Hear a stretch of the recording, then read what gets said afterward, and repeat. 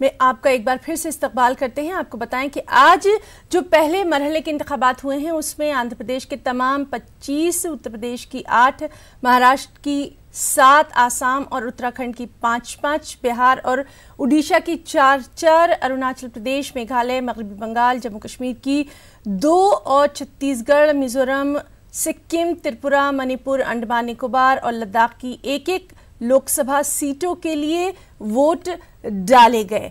साथ ही साथ आपको ये भी बताएं कि आज कई अहम जो लीडर हैं उनकी किस्मत का फैसला जो है वो ईवीएम में बंद हो गया। लगातार हम आपको तमाम तर अपडेट देते रहे। अब आपको बताएं कि दूसरे मरहले का इंतखाब है वो 18 अप्रैल को होना है। साथ ही साथ तीसरे मरहले में 23 अप्रैल को वोट डाले जाएंगे। चौथे मरहले में 29 अप्रैल को वोट डाले जाएंगे। 5वें मरहले की अगर बात करें तो 6 मई को इसका इंतखाब होना है। छठे मरहले में 12 मई और 7वें मरहले में 19 मई को वोट डाले जाएंगे।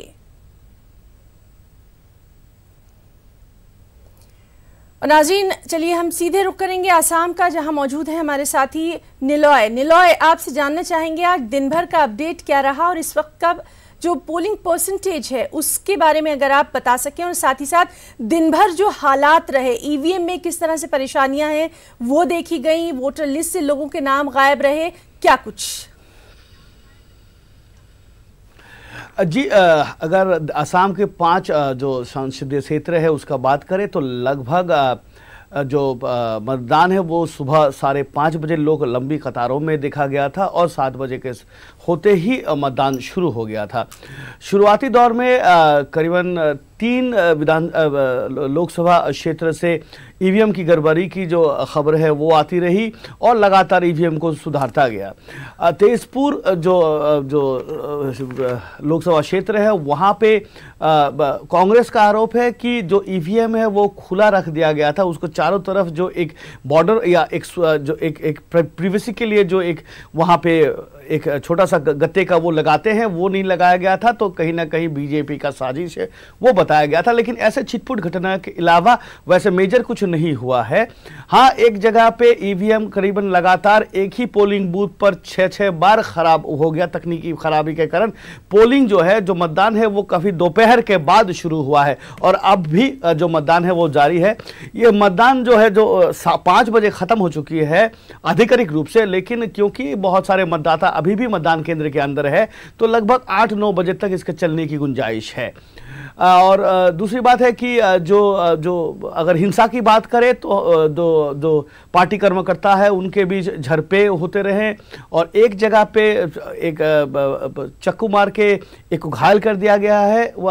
तो ये सब घटना के अलावा वैसे जो मतदान है 5 जो लोकसभा कंस्टिट्यूएंसीज के लिए वहां पे लगभग शांतिपूर्ण रहा है। अगर मतदान की जो परसेंटेज है उसकी बात करें तो अभी तक परसेंटेज जो है वो काफी पिछले बार जो 14 की बात करें तो वहां पे लगभग 78% जो मतदान हुआ था।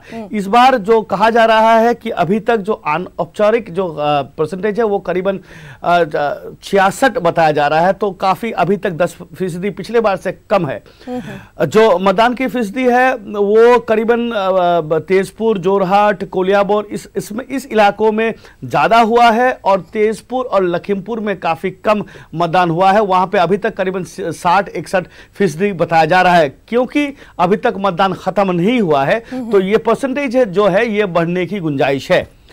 अगर ये परसेंटेज को हम देखें तो परसेंटेज अगर कम रहा तो निश्चित रूप से जो बीजेपी का सपना है कि असम के पहले चरण के 5 सीटों से में 4 उनके पॉकेट में जाएगा, उस पे कहीं ना कहीं एक छोटा सा सवाल या निशान लगने की गुंजाइश हो सकती है। कोलियाबर में क्योंकि अभी तक की जो परसेंटेज है वो काफी हाई है, काफी ऊंचा है, करीबन 70-71 बताया जा रहा है कोलियाबर में, और कोलियाबर में माइनॉरिटीज का काफी दबदबा है। तो वहां पे जो सिटिंग एमपी है कांग्रेस के गौरव गोगोई, उनका जो चांसेस है वो भारी बताया जा रहा है।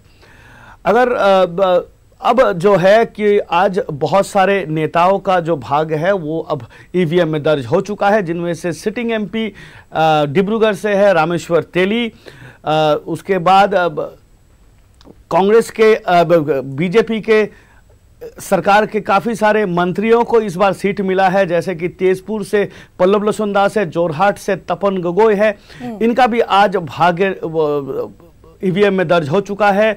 कोलियाबोर से कांग्रेस के सिटिंग एमपी गौरव गोगोई का भाग आज ईवीएम में दर्ज हो चुका है। ये हालांकि ये ओपनिंग है, 3 चरणों में असम में चुनाव होगा, लेकिन अगर कहा जाता है कि ओपनिंग अगर आप बहुत बेहतर कर लोगे तो बाकी का जो है वो सेट हो जाता है। आज लेकिन ओपनिंग का बात करें तो ओपनिंग में परसेंटेज लेकिन किसी के पलड़े में नहीं जाता नजर आ रहा है। तो सभी पार्टियों को अब दुगना मेहनत करना पड़ेगा, लोगों को निकाल के लाना पड़ेगा अपने घरों से। और ये आज बहुत हद तक जो प्रधानमंत्री का रैली, आज 2 रैलियां थी यहाँ पर, एक तो मंगलदोई कॉन्स्टिट्यूएंसी में थे और दूसरा करीमगंज कॉन्स्टिट्यूएंसी में थे। वहां पे प्रधानमंत्री में एक आखिरी चीज यहाँ पे बताना चाहूंगा कि प्रधानमंत्री में अब तक जो बीजेपी का मैनिफेस्टो में भी जो सीएबी जी का बात को जो प्रधानमंत्री जो बीजेपी का जो मैनिफेस्टो में साफ तरीके से कहा गया है कि अगर बीजेपी सत्ता पे आती है तो इस बार वो जो पिछले बार राज्यसभा में रुक गई थी वो सीएबी बिल इस बार पास हो जाएगा। लेकिन आज रैली में प्रधानमंत्री ने कहा है कि सीएबी को जब हम पास करेंगे तब असम के लोगों का, असम के सेंटिमेंट्स का, असम की जो भौगोलिक जरूरतें हैं उसको ध्यान में रख के इस बिल को हम पास करेंगे। तो निश्चित रूप से प्रधानमंत्री भी या बीजेपी एक सॉफ्ट स्टैंड ले रही है इस मामले पे, क्योंकि असम के वोट इनके लिए बहुत जरूरी है, ये बताया जा रहा है। जी निलॉय, काफ़ी तफसीली जानकारी रही है और आपसे कुछ और भी चीज़ें जो हैं वो हम जानेंगे, क्योंकि अभी वहाँ पे कई फेसेस होना है और उनमें किस तरह के लिए अब जो वोटर्स हैं उनमें जोश व खरोश भरा जाए, इस पर भी हम बात करेंगे। हमारे साथ मौजूद है हमारे बिहार से एक और साथी अमित, आपसे आज दिन भर का हाल जानना चाहेंगे। आज वहाँ पर 4 सीटों पर जो पोलिंग हुई है, क्या कुछ अपडेट, क्या कुछ जानकारी? देखिए हेमा, हम बताना चाहेंगे कि जिन 4 सीटों पे मतदान हुआ है उसमें औरंगाबाद, गया, जमुई और नवादा था। इन सभी सीटों पे जो है कहा जा रहा है कि कांटे की टक्कर रही, चाहे हम बात महागठबंधन की कर ले या बात हम एनडीए की प्रत्याशी की कर ले।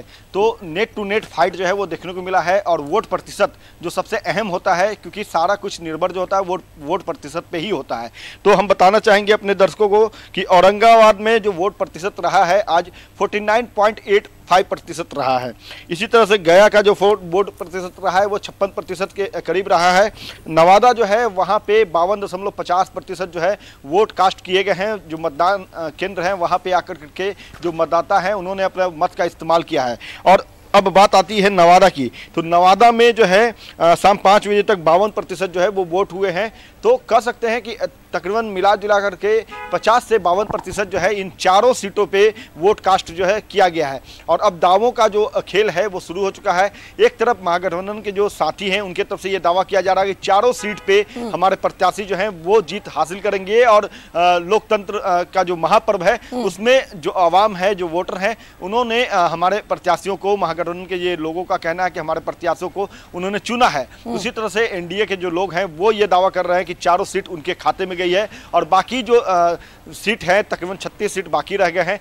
जो 6 फेज में आगे चुनाव होने हैं वहां भी उनके कैंडिडेट जो हैं वो बाजी मार जाएंगे। तो खैर ये अब 23 तारीख को साफ हो पाएगा कि किसके सर कितने सेहरे बांधे जाते हैं, किनके प्रत्याशी जो है वो जीत के सदन में जाते हैं, ये देखना अहम होगा। लेकिन सबसे अहम और सबसे महत्वपूर्ण जो बात रही, जो दावा किया गया निर्वाचन आयोग की तरफ से कि जो वोट है वो शांतिपूर्ण तरीके से संपन्न होगा, मतदान जो है, मतदान प्रक्रिया वो पूरे निष्पक्षता के साथ शांतिपूर्ण तरीके से संपन्न होगी, वो उसका खासा असर जो है वो देखने को मिला।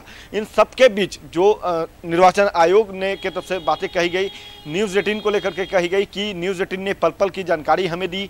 न्यूज़ 18 का अहम रोल रहा आज जो मतदान हुए हैं, जहां भी गड़बड़ियां हो रही थी सबसे पहले न्यूज़ 18 ने हम तक पहुंचाया और इसके लिए आभार भी जताया है। तो निश्चित तौर पर हेमा ये कह सकते हैं कि आज एक बार फिर से न्यूज़ 18 का जो डंका है वो निर्वाचन कार्यालय से लेकर के मतदान केंद्रों तक बजा है और वोटरों ने भी काफी ये कहा है कि बिल्कुल न्यूज़ 18 जो है वो लगातार अमित यहाँ हम आपसे ये भी जानना चाहेंगे, आज कौन कौन सी अहम ऐसी दिक्कतें रही जिनका सामना जो है वो एक आम वोटर को करना पड़ा? देखिए सबसे अहम जो दिक्कत रही वो ये थी कि एक भी ऐसा मतदान केंद्र नहीं था जहां पे पेयजल की व्यवस्था थी। हालांकि ये दावा जरूर किया गया था, मतदान जो केंद्र हैं वहां पे ये दावा किया गया था निर्वाचन आयोग की तरफ से कि वहां पे बच्चे जो हैं उनके लिए व्यवस्था होगी। जो ऐसी महिलाएं जो हैं वो अपने बच्चों के साथ आएंगी तो वो वहां पे अपने बच्चों को रख पाएंगी, सेफली रख पाएंगी। उसके अलावा पेयजल की व्यवस्था रहेगी। उसके अलावा जो बुजुर्ग व्यक्ति आएंगे उनके लिए व्हील चेयर का व्यवस्था रहेगा। उनकी उम्र को ध्यान में रखते हुए उन्हें विशेष सुविधा दी जाएगी। ऐसी कोई भी सुविधा जो है वो मतदान केंद्रों पर नहीं देखने को मिली। लेकिन इस बात को लेकर के जब हमने बात की यहाँ के निर्वाचन आयोग के जो शीर्ष अधिकारी हैं तो उन्होंने भी माना कि हाँ कुछ त्रुटियां रही हैं, कुछ खामियां रही हैं, जिसको हम आगे जो 6 फेज के चुनाव हैं उसमें हम दुरुस्त रखेंगे। तो कह सकते हैं कि जो मतदाता थे इन तमाम परेशानियों के जो है उन्होंने मतदान केंद्र पे जाकर के अपने मत का इस्तेमाल किया। जो लगातार अपील न्यूज़ 18 भी कर रहा था कि आप अपने घरों से निकलिए और निकल करके अपने मत का इस्तेमाल कीजिए, तो उसका खासा असर जो है वो यहाँ पे देखने को जी अमित, तो आप भी हमारे साथ बने रहिए। हमारे साथ निलॉय भट्टाचार्य भी हैं, उनसे भी हम अपनी बातचीत जो है आसाम के ताल्लुक